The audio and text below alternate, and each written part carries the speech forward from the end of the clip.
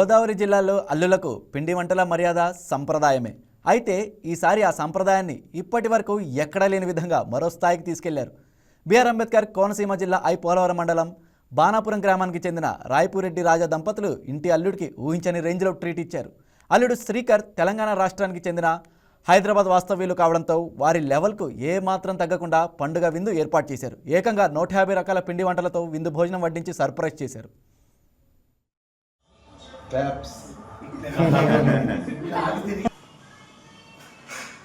మనకి కోడి పందాలు ఎట్లా సంస్కృతి అట్లాగే అందరికీ ఇన్ని 150 రకాలతో విందు ఏర్పాటు చేశాము.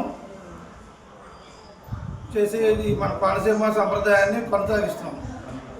అలాగే కొంతమంది అనుకుంటారు ఈ పండుగకి వేరే అనుకుంటారు, కానీ ఈ చుట్టాలు వీళ్ళందరితో కూడా ఇది కూడా ఒక సాంప్రదాయంగా ఎప్పుడు దాన్ని గౌరవిస్తూ దాన్ని కాపాడుతూ వస్తున్నాం. మాకు ఈ సంవత్సరం కొత్తలు రావడంతో మాకు ఈరోజు సంతోషంగా ఉంది.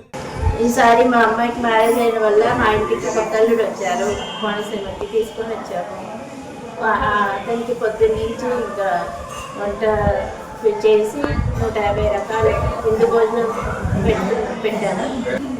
సంతోషంగా ఉంది, ఆనందంగా ఉంది. మా అల్లుడు మా ఇంటికి రావడం మా అదృష్టంగా భావిస్తున్నాము. Please subscribe to YK TV Network. Please subscribe to YK TV. Please watch YK News. Don't forget to subscribe YK News channel